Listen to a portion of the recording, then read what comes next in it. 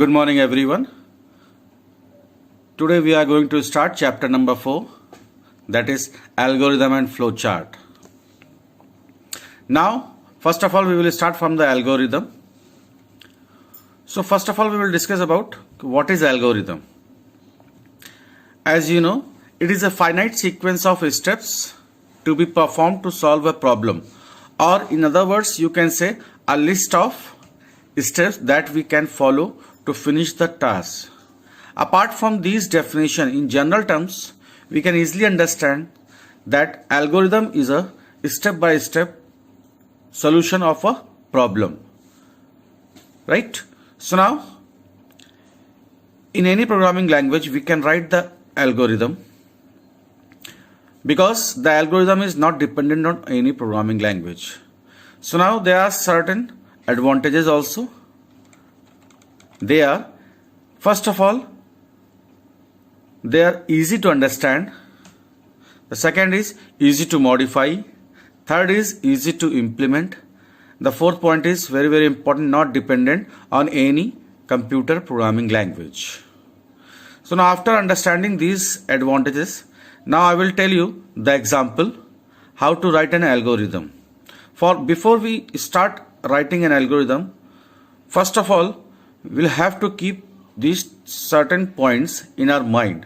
The first point we should keep in our mind is write the algorithm in your simple English language.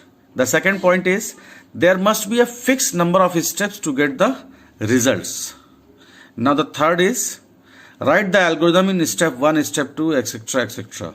So now again I am going to repeat this.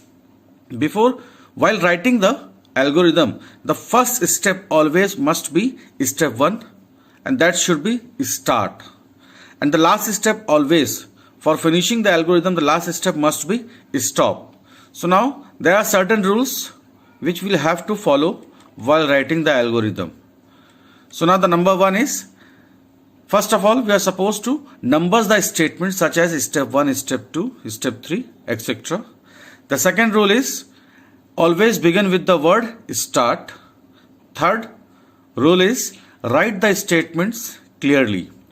And now the fourth one is write each statement on separate line. Later on, after this, we will see the example here. In this example, I am going to explain you how to add two numbers. And now we are going to write an algorithm for the same problem. So step 1 again we will start. Step 2, take two numbers n1 and n2. Instead of n1 and n2 we can use any other variable name.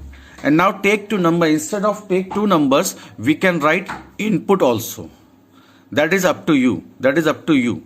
Now the third step we are going to show the processing, that is the addition of two numbers. So in this we can add the two numbers n1 and n2 and store their sum in a third variable. So the third variable name I have not mentioned here. Whatever variable you want you can use as a result. After that, in the step 4 we are supposed to print the result. That is why I am writing here print the result. So in which variable you have stored the result of two numbers, that is addition, you can use that variable over here. After that we are supposed to end the algorithm. For that step 5 must be stop. So after this example, in the next video I will show you more examples how to write algorithm in a proper way. So I hope you have understood this problem. Happy learning. Thank you. Good morning everyone. In the previous class we have done the topic algorithm. So now in this class we will start the subtopic, the flowchart. So the algorithm and the flowchart both are interconnected. So basically for writing the algorithm of any particular problem, we write algo in proper steps in English language. So now in short, for solving a particular or specific problem, we are supposed to write the steps in a proper sequence for achieving a solution. So now the same thing again in flowchart, we are supposed to use. But in flowchart, we are simply supposed to use the predefined boxes. So that is why we can say a flowchart is simply a graphical representation of steps. It shows steps in sequential order as we were using in the algorithm also, and it is widely used in presenting the flow of algorithm, workflow, or the process. As you know, the algorithm and the flowchart both are interconnected, so the flowchart is used to show the algo part only. Typically, a flowchart shows the steps as boxes. So in flowchart, instead of steps which we were writing in algorithm, here we are supposed to use some predefined boxes. So there are certain boxes which we are using in flowchart. So what are those boxes? That we will discuss later in the next part. So while drawing the flowchart, we are supposed to show the steps as boxes of various kinds, and all the boxes we are supposed to attach in the proper order with the arrow keys. Now see the boxes. I will show you what boxes you are supposed to use in a flowchart. So now the name of the box, the first name of the box is the start and stop box, and the symbol used is the simple oval shape we are supposed to use for this symbol, that is here the oval shape. Sorry, please look at here, oval shape.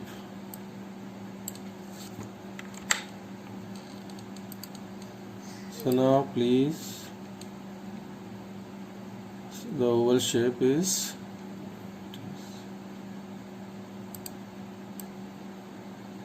so this is the simple oval shape, and it is used for start and stop. It is used to show the stop and start in a flowchart.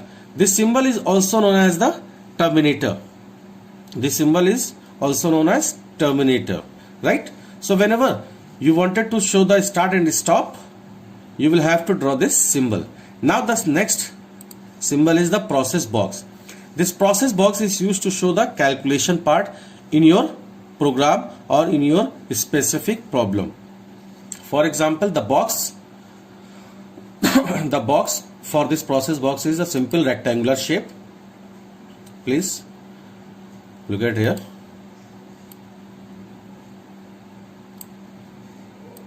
So this box is a simple rectangular shape, and it is used to show the simple calculation part.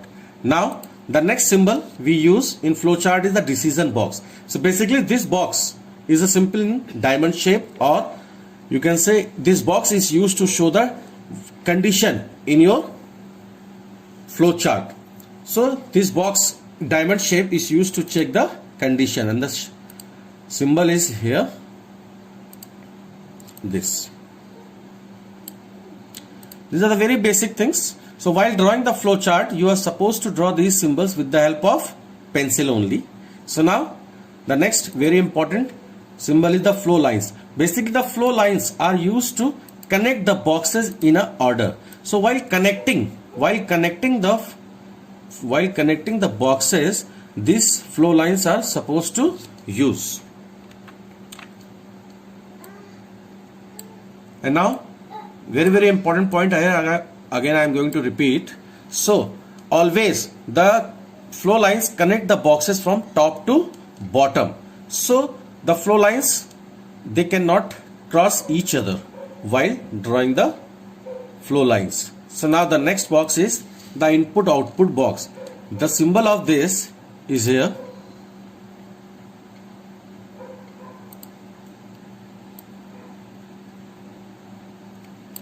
This symbol shows the input and output working in a program. Now the next one is the connector that is used to connect the flowchart. So there are two types of connector available in the flowchart. The one is the on-page connector and the second one is off-page connector. So basically on-page connector symbol is the simple circle that connects the flowchart boxes on the same page, and at the same time the off-page connector is used to connect the flowchart on the different page, and the symbol of off page connector is simple shield symbol. So now these are the boxes which we are supposed to use while drawing the flow chart. Again I am repeating, the first is the oval shape, that is your terminator used for start and stop. The second is the rectangular box, that is used to show the processing or the any working in your specific problem. The decision box, or you can say the decision symbol or the diamond shape, this symbol is used to show the condition in your program. And now the flow lines, these are used to connect the boxes in a flow chart. Input output box, this symbol is used to show the input as well as output in a flow chart. And now the connectors, the on page connector, as you have seen, you can see easily, this is a simple circle box. In between this circle you can write some alphabets to connect the part in a flow chart on same page. And now the off page connector is used to connect the flow chart on different pages. Now come to the next, they are the features. The features is very important here, so please pay attention here. The flow chart should flow from top to bottom, that I have told कि this in the flow chart basically it's a second level of solving a problem. The first level we have discussed, that was algorithm, in which we were writing the steps in a proper sequence from top to bottom to achieve a solution of a problem. So now the same thing in the flow chart also, it should flow from top to bottom to achieve a problem. Analyze the input, process and the output of the program. So while writing the algo as well as the flow chart, before that we are supposed to think about the input required, the processing, what processing is to be done to solve the problem, and the output of the problem. Now the third one is use symbols and arrow in the direction of flow of data. It must have only one start and stop symbols. So like in algorithm, always we start the step 1 from start and the last step must be stop. So the same thing in the flow chart also, the first step must be start and the last step must be stop. Now the flow lines should never cross each other. This is a simple thing which I have already told. Use the proper connectors if it is required. So connectors, the purpose of the connector is here. If you are drawing a flowchart for the big problem, so sometime it is coming on the next page. So in that case the connectors are supposed to use. Now the advantages. This is very important here. And now the advantages of flowchart. These are very important here. Basically, with the help of flowchart, we can easily understand the problem, how we are going to achieve a proper solution for a specific problem. It defines the sequence of the program. Basically, each step in the flowchart, like in terms of boxes, shows the proper steps to achieve the solution for a specific problem. So it shows the proper sequence here. It helps to find out the errors of the program. So now if you are writing the code, or if you are writing the steps in a proper sequence, so you can easily, it is always easy to find the errors while implementing the code. It serves as a guide for program coding, as we have discussed these are the steps through which we can achieve the final output of a specific problem. So these are the advantages. So I think you have understood properly. In case of doubt, we will discuss later also. Now the second thing is disadvantages. So now, as you know, it cannot be easily changed because it requires redrawing and it is not suitable for complex and big problem. So as you know, flowcharts are supposed to be drawn. So in case of big problems or the complex problem, if you have done any changes, if you have done any error while drawing, so it is not easy to redraw again and again the flowchart. So that is why we can easily say, or we can understand that it is very tough for drawing the flowchart for complex and big problem. So in the next video, I will show you how to draw the flowchart for a specific problem. So please everybody, please watch the next video carefully. Thank you everyone. Now welcome back all of you. Now in this video I will show you how to draw a flowchart. Now see the example number 1. In this flowchart I will tell you how to draw a flowchart to print sum and product of two numbers. So now before drawing the flowchart, first pay attention in the question. The question is to print sum and product of two numbers. So the basic requirements in this program is, first we are supposed to take two numbers and then we are supposed to calculate their sum and product. Then we will print the output. So now after getting the steps, now the first step is to draw the start and stop box, that is the oval shape. So now in this just write start. The next one we will use to show the input. So for inputting we are having the input box, that is this. In this we will write input two number, or you can write read A comma B. After that we are supposed to show the working. So the working is very common. So for showing the working we need a processing box. So the processing box is to the rectangular shape. So now, so there are two working, so we can use two separate boxes for showing that separate working, or in a same box you can show the working all together. That is totally up to you. So here I will show you separate boxes. So here the variable pro I am using for storing the product of two numbers, that is A and B. Now the one more box is required here for showing the working.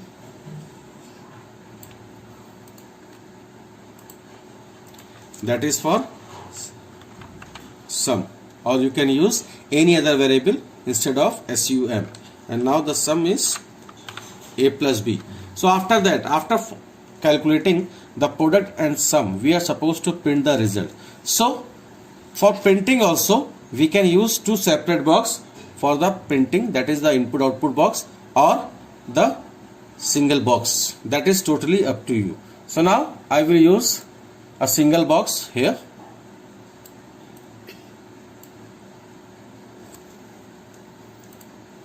Please pay attention. We can use this word printing. Print is for printing the result. Print product, the pro in which we have stored the product, and the variable sum in which you have stored the sum. So after printing the result pro and sum, we are supposed to stop. So for stopping we are having the symbol stop, that is again the oval shape.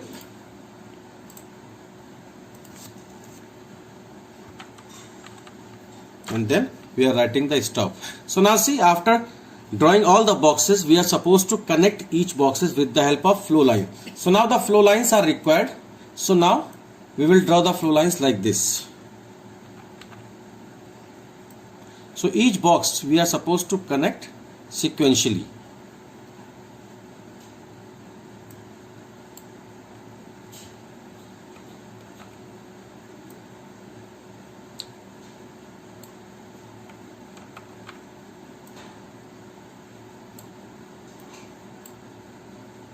So now see, while drawing the flow lines, please pay attention कि the arrow must be down.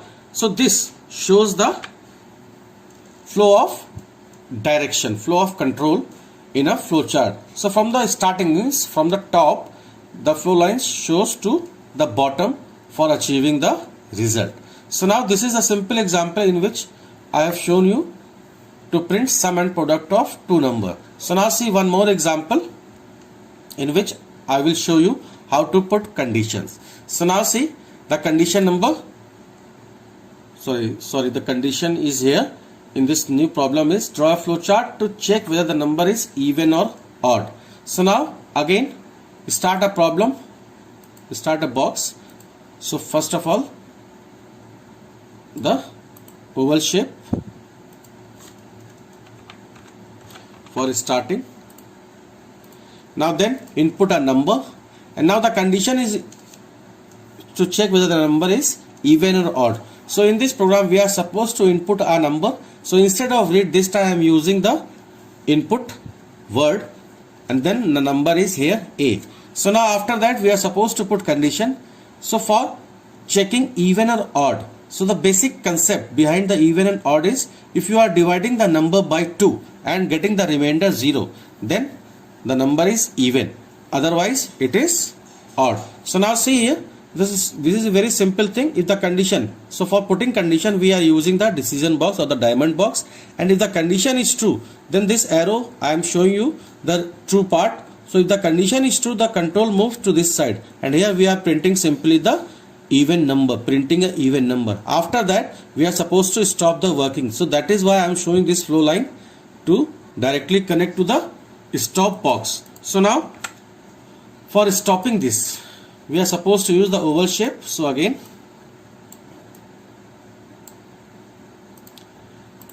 like this.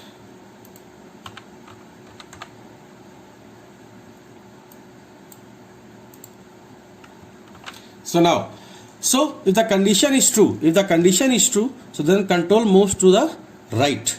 So in the right side I have shown you the direction with the help of flow lines. It will display the print even number A, and after that your control moves down, then we are connecting to this stop box. So this part will execute when the condition is true, means the condition becomes true, then this will execute. But if the condition is false, so on the other hand, on the left hand side of this flow chart I have shown the flow line shows the control move this side, not this side. So in this side, in the input output box I have shown you here print odd number.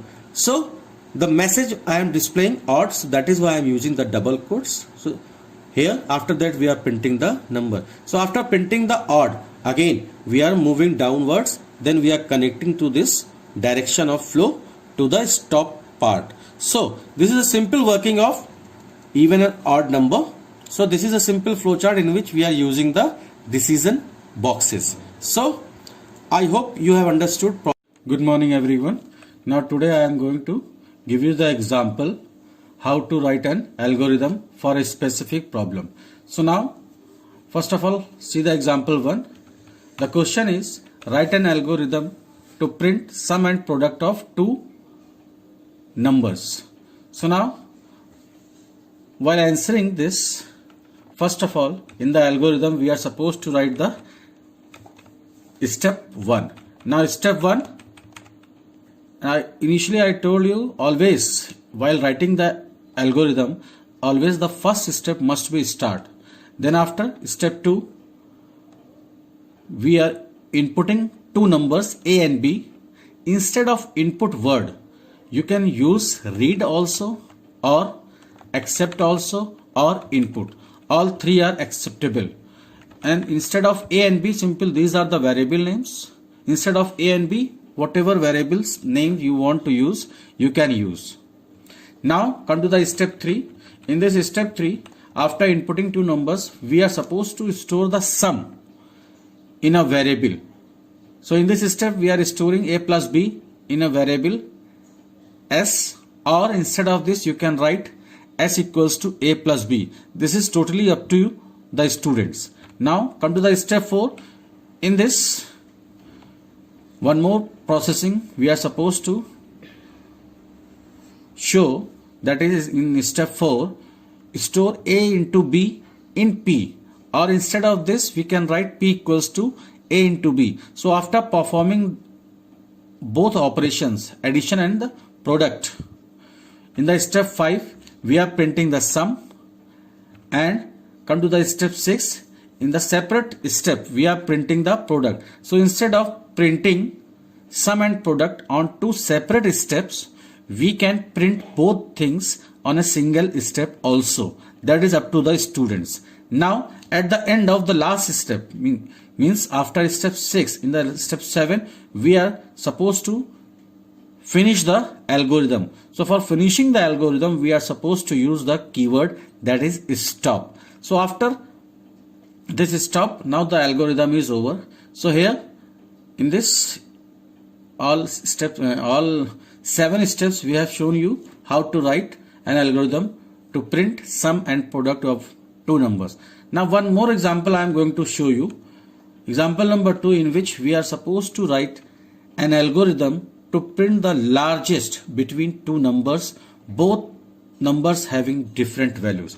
So in this program, or you can say in this algorithm, we are supposed to check some conditions. See, in this algorithm, we are supposed to print the largest one. That means we are supposed to put the condition. So in class 7th also you have done if else, which is a conditional statement in which we are supposed to put the condition. So for writing the algorithm, again we will start from the step 1, that is start. Step 2, again we are inputting two numbers A and B, because in the program is already mentioned we are supposed to enter two number. Now in the step 3, we are supposed to put condition. So for writing the condition, we are supposed to use a statement if.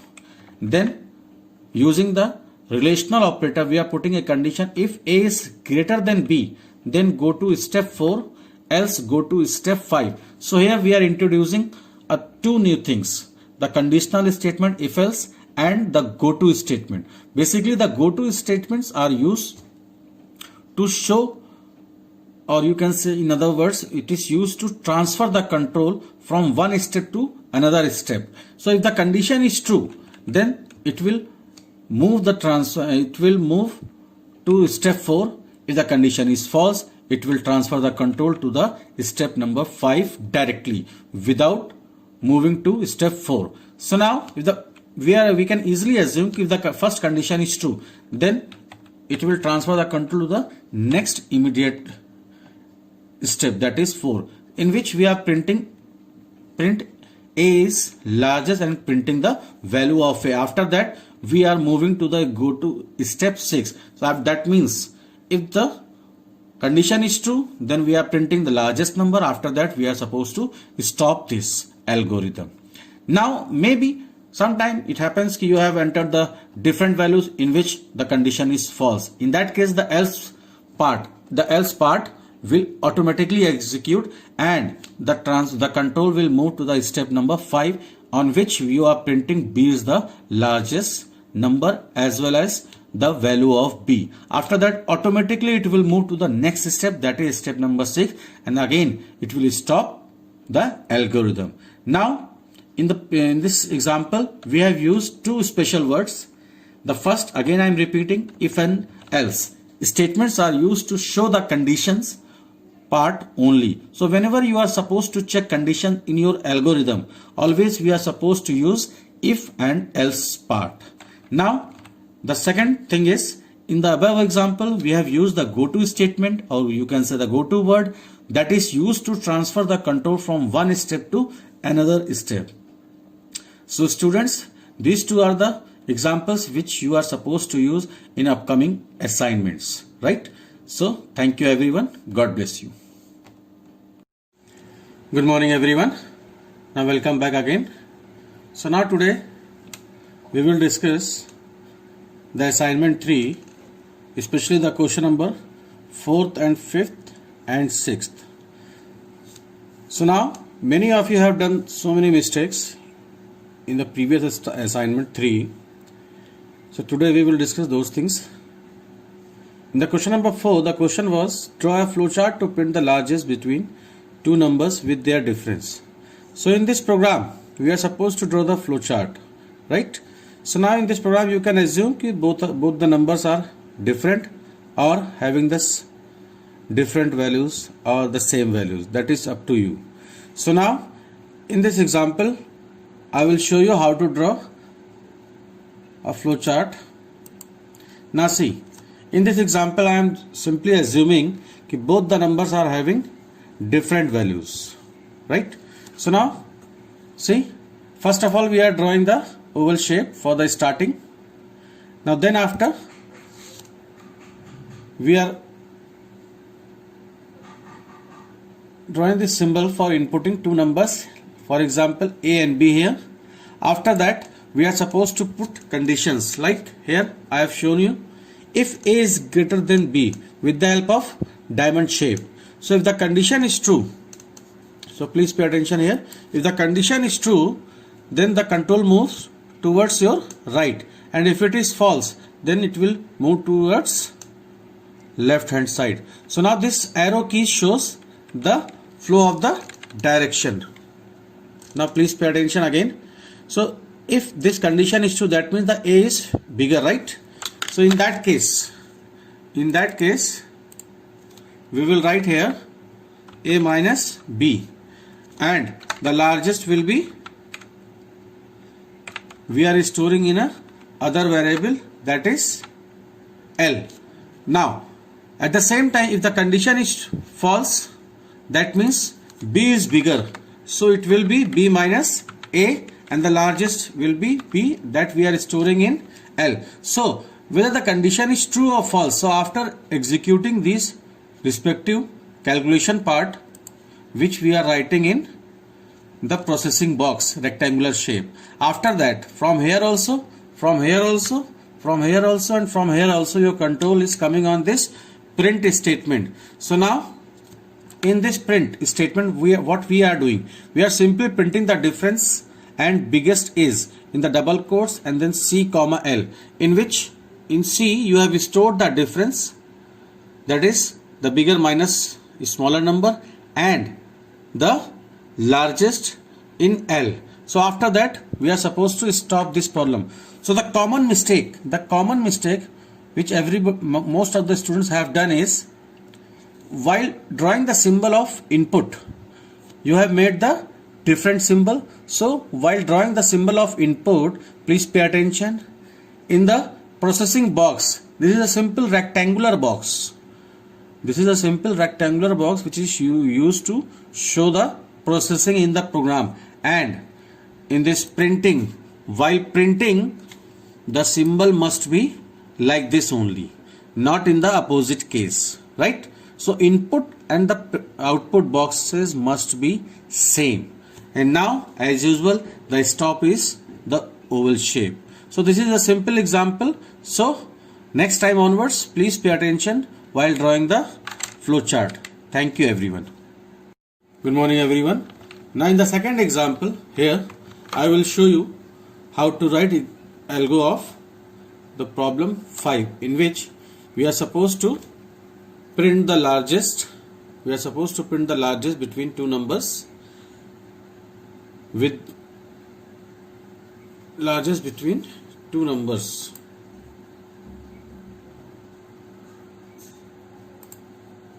Assume both are having different values. So as usual, we will start from step 1.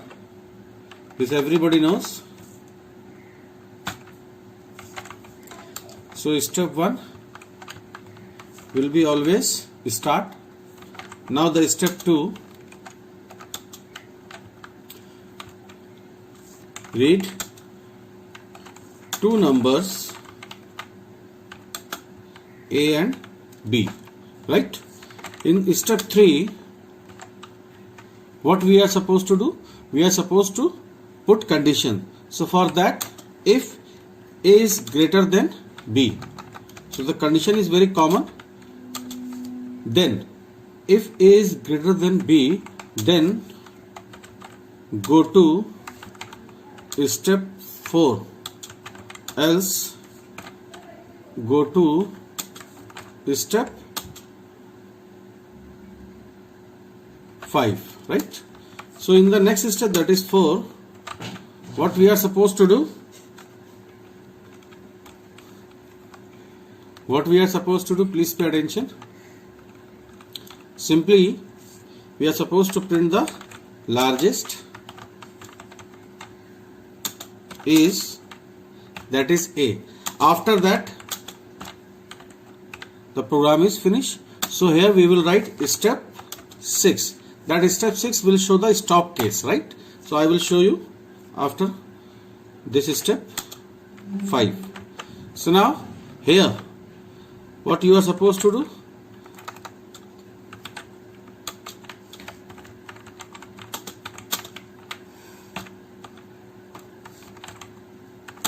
now see, so the last step will be your stop. Now again see, if the condition is true in the step 3, then your control moves to the step 4. That means if the condition is true, we are directly coming here, printing the largest is A, then after that your control moves to the step 6.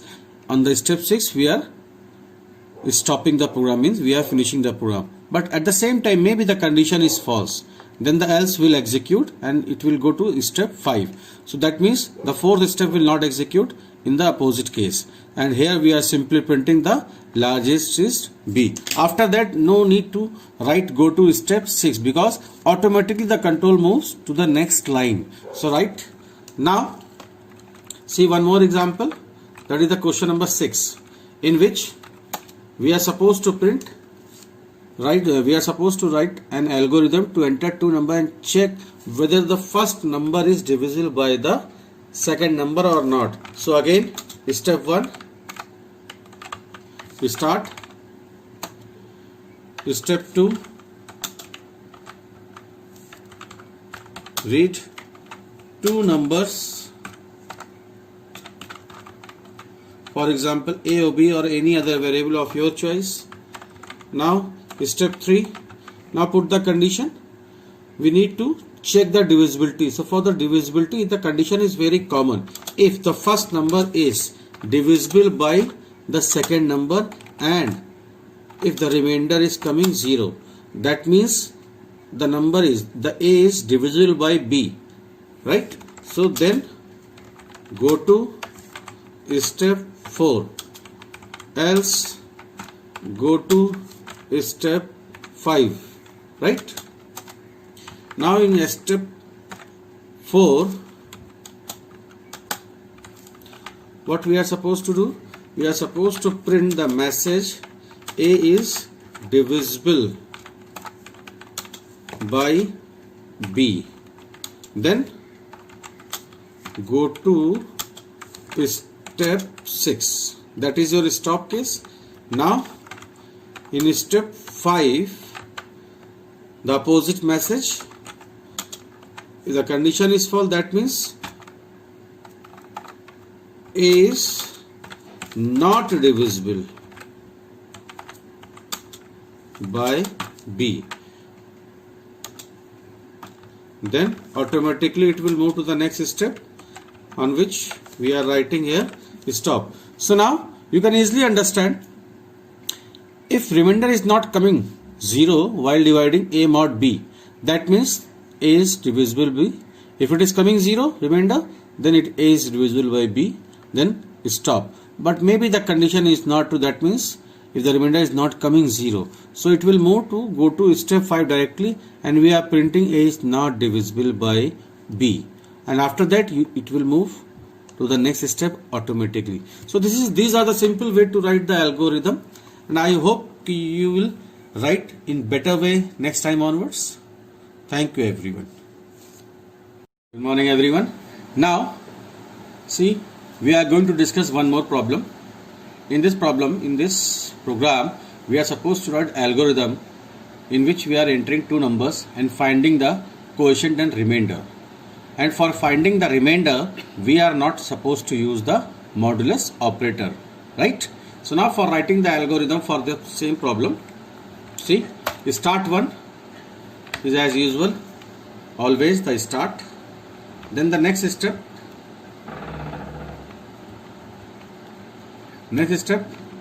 step 2, input two numbers A and B, right? Any variable instead of A and B you can use of your choice. Then in the step 3, if A is greater than B, then go to step 4, else go to step 6. So in the next step, what we are going to do? In the next step, we are going to find the largest and storing in a variable in different variable, that is large here, right? In the next one, in the step 5, what we are doing,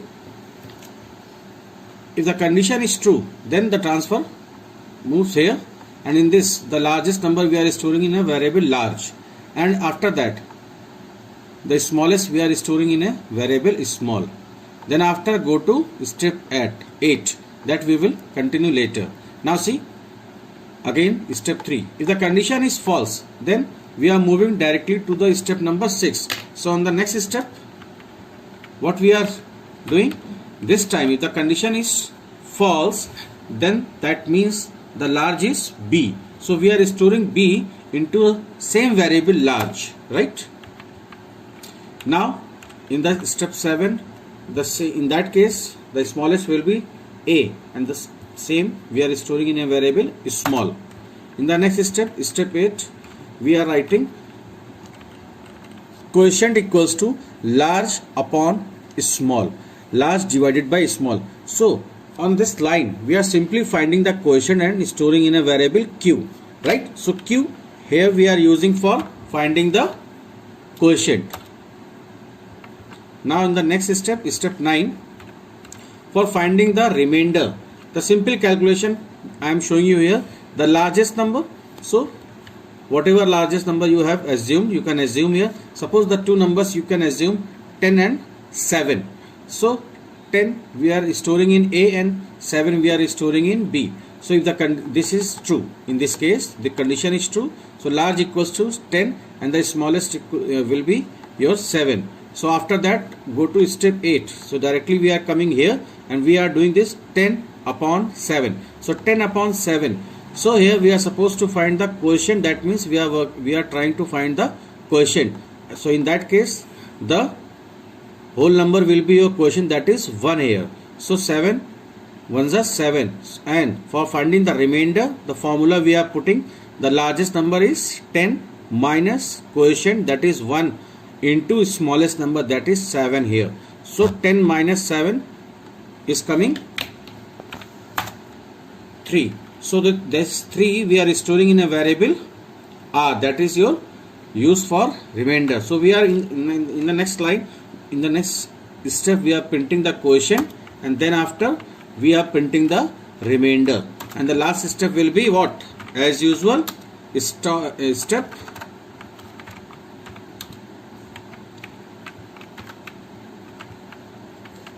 this is stop. So now one more time again I am going to explain this. Now please come to this part. Now so 10 and 7 we have assumed here in the first dry run. Now just take the opposite value. Suppose you have entered 7 and 10. So this condition becomes false. In this case the else will execute and directly you will move to the step 6. In the step 6 what you are doing? The 10 you are storing in large and 7 you are storing in small. So ultimately in these 4 lines what we are doing? In the variable large and small, ultimately we are storing the greatest number in large and the smallest in small. After that the step 8 we are executing in this large upon small. So from this part we are simply getting the quotient, and for finding the remainder without using the modulus operator, simple, this is a simple equation in which the largest number minus quotient into smallest. Then we are printing these two things. These two lines we can convert into the single line also, so that you can minimize the number of steps if you want, but better to write in the separate steps. Like step 10 is for printing quotient and step 11 is for printing remainder, and the last as usual stop. So this is the simple algorithm which I have shown you. I hope everybody has understood easily. So thank you everyone for today's class. Good morning everyone. Now today we will discuss about the last problem. The last problem I have given you, write an algorithm to enter two numbers and find their quotient and remainder without using the modulus symbols. So now today we will do the same problem, but now instead of algorithm we will draw the flowchart. So for drawing the flowchart, the same thing again we will follow. We will use the symbols. So now first of all, the start symbol,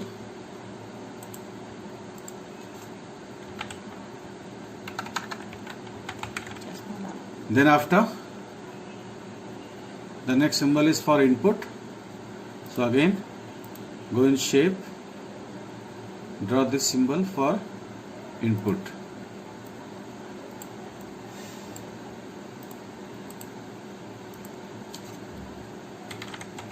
Input two numbers A, comma B. After that, we are supposed to put condition. So for putting condition, we will use the diamond shape.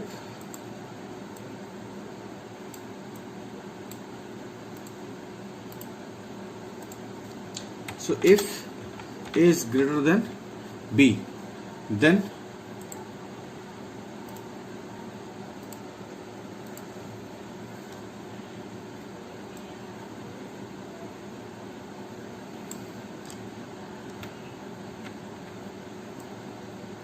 we are simply drawing the flow lines.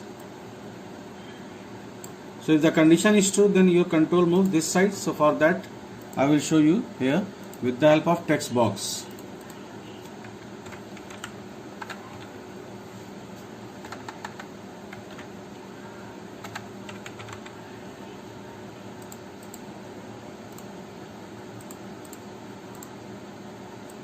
So please pay attention, everyone.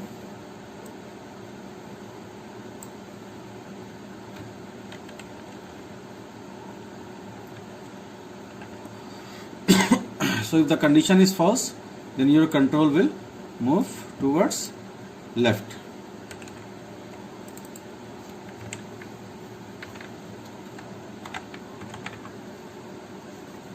Now,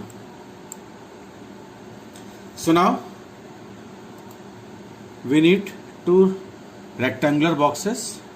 So if this condition is true, then we will use this, otherwise we will perform this operation. So in this box, simply what we are going to do, please pay attention here.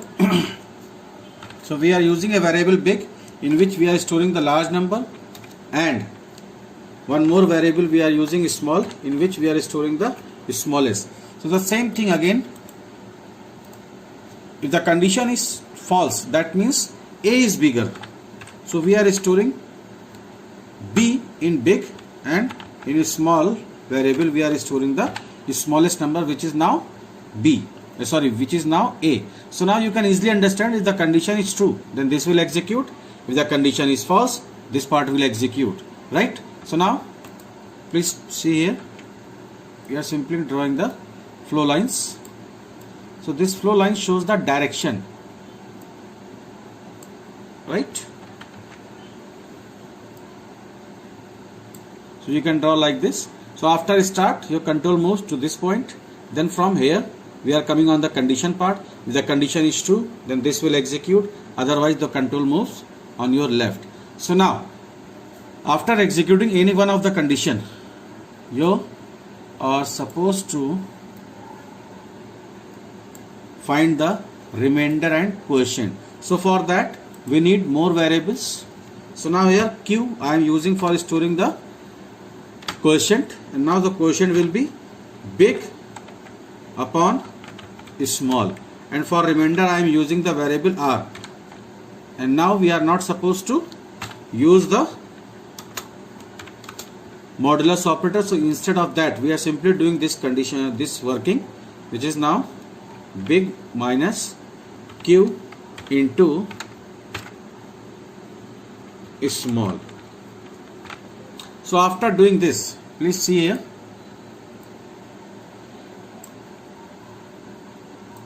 draw the flow lines properly.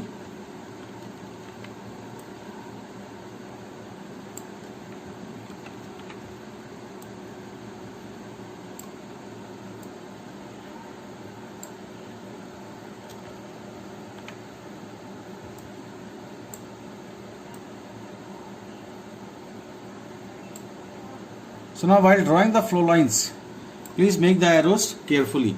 So ultimately after this and this, your control moves on this part, and after this we are supposed to print the result. So now ultimately the result we are getting in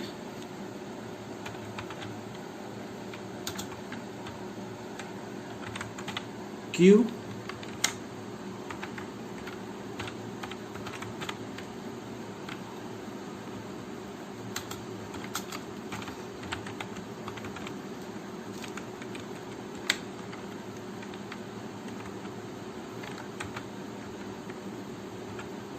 right. After that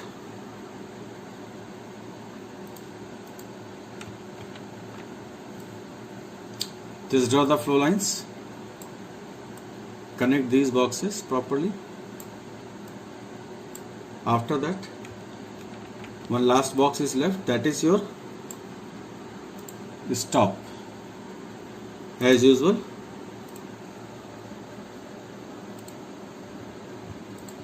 the oval shape that is used for stop, right?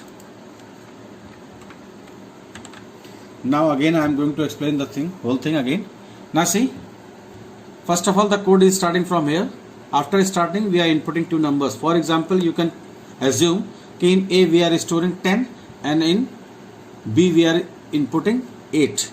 So ultimately while dividing the quotient will be 1 and the remainder will be 2. Now after here your control moves on this. So in A we are assuming 10. So 10 is greater than B, that is 8. So if the condition is true, so here the condition is true, that means you are coming on this part. So in big we are storing 10 and in small variable we are storing 8. After that your control moves downwards and now ultimately you are coming here. So Q will be big, that is 10 upon 8. So the output will be here 1 because we are using the whole numbers. In this case always the whole number will come 1. Now for finding the remainder without using the mod, the bigger is here 10 minus quotient is 1 into 8 because the value of small is 8. So 1 into 8 is 8. So 10 minus 8, the remainder is coming 2. After that your control moves downwards. Here we are using the output box for printing the output, that is your quotient and remainder, and the variable you have stored Q and R. So in these two variables you have stored the quotient and remainder. Then after you are finishing your flow chart.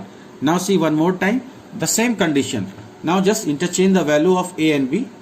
Like in A you have entered 8 and in B you have entered 10. So now the condition will be false. So you are coming here. This time in big you are getting the B, that is 10, and in small you are getting 8. After here you are coming again here. So again the same will happen. Same thing will happen and then again you are getting the output. So ultimately whether the condition is true, this one or this one, in both cases ultimately the result you are getting, the biggest and the smallest you are getting in the big and small variable. Then you are directly working on these two variables instead of A and B. So after that we are printing the result, quotient and remainder. So this is a simple mathematics way in which we are finding the quotient, then using that quotient only we are finding the remainder, right? And here one thing is very common in this type of problem. Always we will assume both the numbers we are inputting as a whole number, right? I hope you have understood this problem, and in the next example I will show you more flowcharts. Thank you. Good morning everyone. Now today we will discuss the last assignment in which I have given two programs, two questions for algorithm. Now the question number 1 was write an algorithm to enter 3 numbers and print the largest, assuming all are having the different values. So now see, for writing the algorithm, as usual the first step is this, the second is again we are inputting 3 numbers. Now first pay the condition on the third step. So if the condition is true, means if A is greater than B, and at the same time we are putting the condition for C also. If A is greater than B and C, then we are moving to the go to step 4, otherwise it will move to step 5. On step 5 again we are putting the condition if B is greater than A and B is greater than C, then go to step 6, else go to step 7. Now in the last one we are not putting the condition because we are assuming all are having the different values. So if the condition is true, then we are coming on this, we are storing the largest in big. After that, we are moving to the step 8. In the step 8, we are simply printing the result, that is your biggest number is in big. But by chance, just you can take an example here, dry run. So now assume A equals to 10, B equals to 20 and C equals to 30. So if this condition, so now here the condition is false. Step 5 we will move, again this condition is false, then ultimately the biggest is C. So in C we are getting 30, right? So ultimately we are printing this condition. Now if the first one is bigger, then this will execute, then after we are coming here. If this one is false, if this one is true, then in big we are storing the biggest value, that is B, and then we are directly printing the result. So now you can see easily here, while putting the condition we are using the double ampersand sign, and now in algorithm and the flowchart, this instead of double ampersand you can use the single ampersand also. But while putting the condition in programming language, whether it is C++ or Java, in that case for putting this AND condition we are supposed to use the whole symbol 2 times, right? Now, so this is the simple working of the algorithm. Hello everyone. Now in this video we will see how we can draw the flowchart for the same problem which we have done in the last video. The problem was enter 3 number and print the largest. So the same working. Now in the flowchart we are simply following the algorithm. As usual here, the start, then we are inputting 3 number. The condition we are putting like this. If X is greater than Y at the same time is greater than Z, then we are storing the biggest in X, right? But maybe the condition is false, then we are coming to this side, and now if this condition is true, then we are storing Y into big variable. Now if this one is also false, then again you are moving to this side, and here we are storing the biggest is Z and now storing in a big variable. So ultimately we are getting the biggest in big variable from all these three. So after this your control moves on this printing statement in which we are simply printing the biggest, and then this is the stop part, right? So I hope everybody has understood. Once again you can see this, simply inputting 3 number. Now if the condition is true, after this your control moves down, and if this one is true your control moves towards the right side, and if this one is true, then after that your control your flow lines shows the control is coming on this last printing statement. After that it is moving to stop, means if this part is true then this will execute, but maybe this condition is false, so your control moves here, and if this one is true then directly your control move towards down, and we are storing the biggest in big, then directly we are coming down to this printing part, then stopping. But maybe both the conditions are false, then again this part will execute automatically, the Z will be the largest number and we are storing in big, then after again we are coming this, right? I hope everybody has understood. Thank you everyone. In the next video we will understand how we can swap two numbers using third or without using third variable. Thank you everyone. Hello everyone, welcome back. So now in this video I will show you how to interchange, or you can say the swapping between two numbers using third variable and without using third variable. So actually there are two ways to interchange the values of two numbers. Now just assume here in step 1 we are simply starting. Step 2, input two number, any variable name you want you can use. And now in the third step what we are doing, we are printing the value of A and B before swapping, means before interchanging.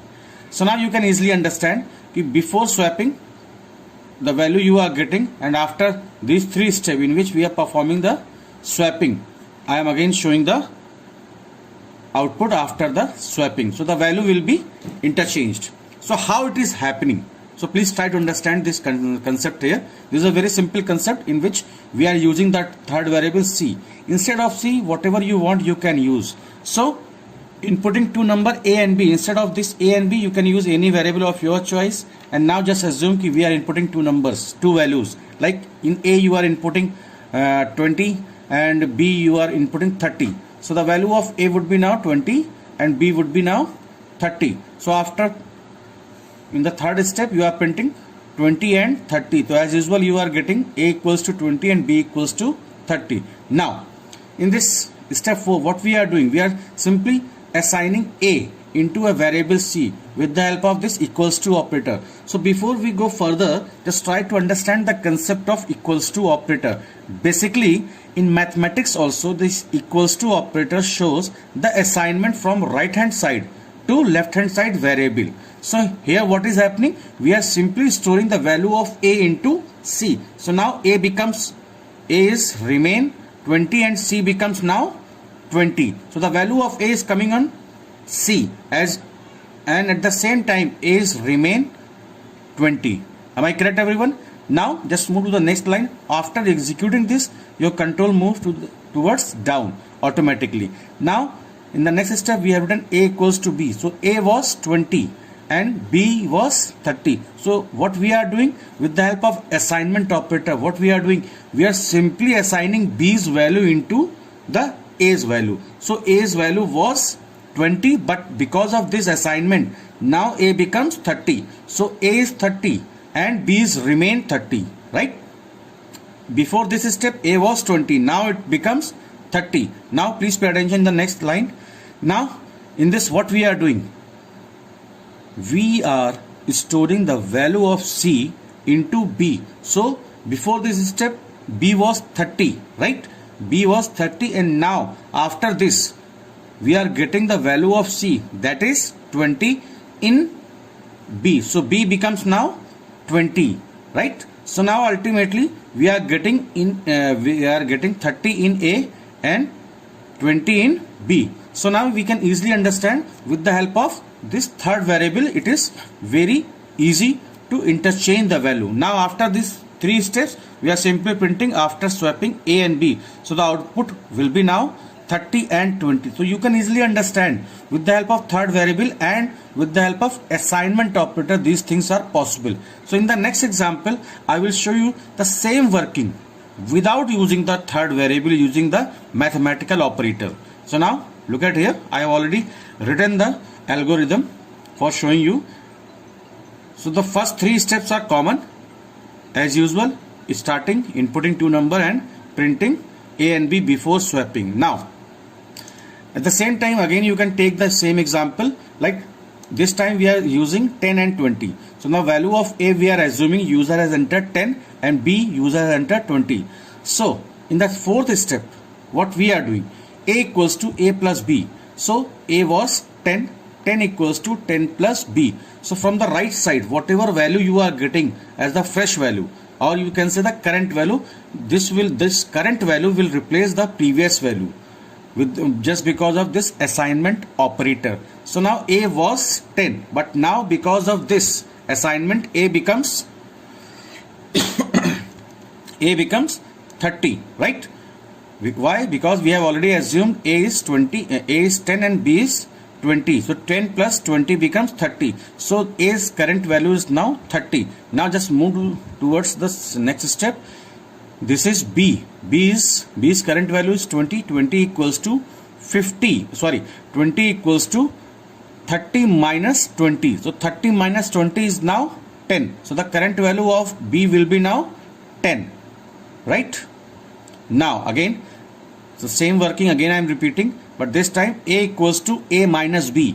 A was 30. 30 equals to 30 minus 10. So now A will be now 20. So we can easily understand the swapping already done, right? So after swapping we are printing the value of A and B as usual. So this time value of A will be 20 and value of B will be 10, right? After that we are stopping the program, and I hope everybody has understood this problem. In case you are not getting the concept with or without using third variable in this swapping program, you can ask your doubts frequently in your WhatsApp group as well as in your Google Classroom, right? Thank you everyone for today's class.